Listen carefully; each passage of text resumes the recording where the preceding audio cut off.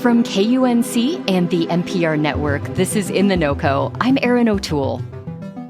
We're midway through the summer, and if you decided to plant a vegetable garden this spring, you're probably already enjoying some of those homegrown tomatoes, zucchini, or peppers. Or if you're like me, you're looking over the fence, envying your neighbor's raised beds and thinking, well, maybe next year. And in my defense, it's easy to feel intimidated at the prospect of trying to grow your own food. Colorado's intense climate, elevation, and lack of rainfall can make vegetable gardening a real challenge. Luckily for us, there are experts like Cassie Anderson. She's a horticulture specialist with Colorado State University Extension in Adams County. She joined me to talk about why people get passionate about growing their own veggies and about how to help those vegetables thrive. I think there's a lot of different reasons that people approach growing their own vegetables. I think one of the larger ones is satisfaction. It is incredibly gratifying to take something from a seed or from a very tiny seedling and then see it explode in your garden over the course of just a couple of weeks or a month or two, and then get something that you can bring into the house and you can eat. There are also people who are concerned about their nutrition. Any kind of fruit or vegetable that you're harvesting and eating that same day is going to have a higher nutrient value than something that's been sitting on a grocery store shelf for a couple of weeks. Plus, there is the issue of food miles. It's nice to have something that the food miles on it are the feet from your vegetable garden to your kitchen table. Kind of lowering that carbon footprint around what we eat. Exactly. And, prices, they are higher than they have been at the grocery store. But Cassie, starting a garden from scratch involves a fair amount of upfront investment. Is it possible to do this on a budget?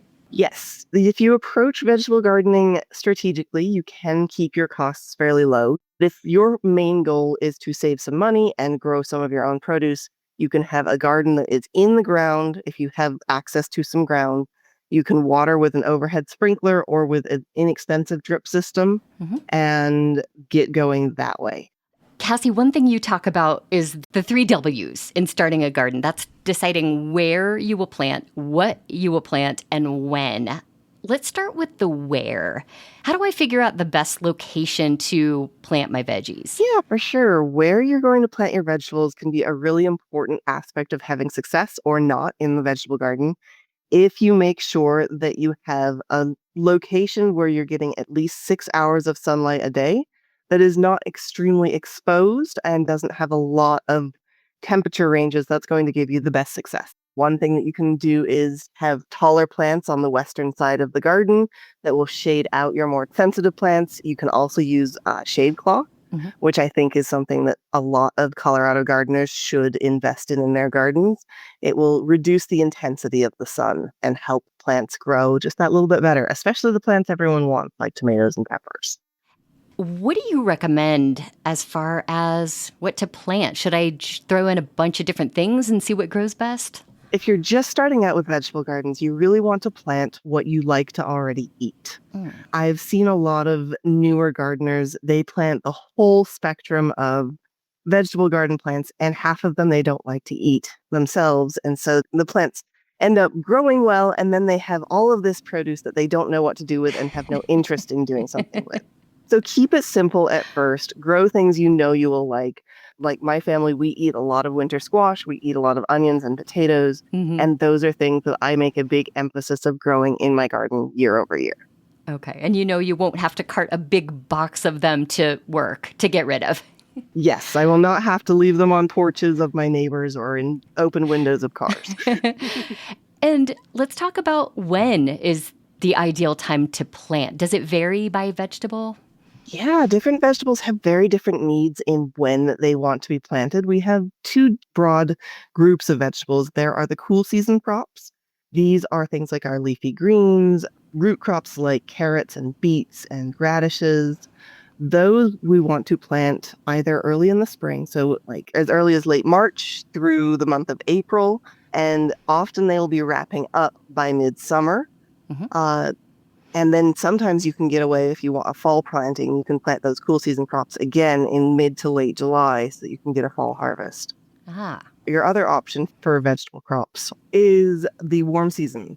crops. And these are things like melons and cucumbers and pumpkins and zucchini and squash, beans, tomatoes, peppers. They are all warm season crops. They don't want to even touch a freeze. They don't want temperatures to be cool. So usually waiting to plant until after Mother's Day, and you have one chance with them. Planting mid-May through mid-June, that's your window of planting for your warm season crops. And I was going to ask if it's too late to plant any vegetables right now. No, you can get a good fall harvest with any of those leafy greens. Peas are another one I forgot to mention. Essentially what you do if you want to plant something this time of year, you can look at the days to maturity on the seed packet and kind of count back from where your local first frost date will be. Okay. If you got that amount of days, then you should be able to have success in harvesting something. Now, once you've planted, Cassie, it's also important to manage the garden throughout the growing season. Just briefly, what's involved in this besides watering? Watering is probably the most important because there's no such thing as a drought-tolerant vegetable garden. But you also want to be aware of nutrients, fertilization. There's two ways you can manage fertility in your vegetable garden. You can either make sure that you have really good organic material in your soil. If you have about 5% organic material, it will break down with the microbes in the soil and release nitrogen and nutrients for your plants gradually over time. If you don't know how much organic matter you have, you can do a soil test from a soil testing lab.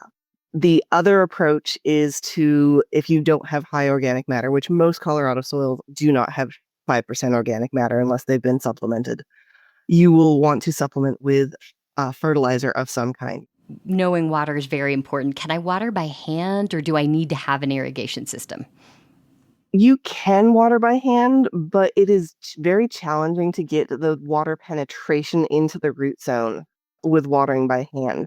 So it's going to be better if you can do something like a drip irrigation system or even an overhead irrigation system, as long as you have good air movement to get that penetration. You want water getting at least 6 to 8 inches deep. Watering infrequently but deeply is more important than a daily watering. The one exception there, of course, being is if you're gardening in containers, those dry out really quickly, so you will need to water them sometimes up to twice a day. And finally, what do you think brown thumbs like me are missing out on when it comes to the joy of growing your own veggies? Well, I always make the joke that the only difference between somebody with a brown thumb and a green thumb is the person with the green thumb has killed more plants because they keep trying. Okay. Plants are going to die sometimes from inexplicable reasons.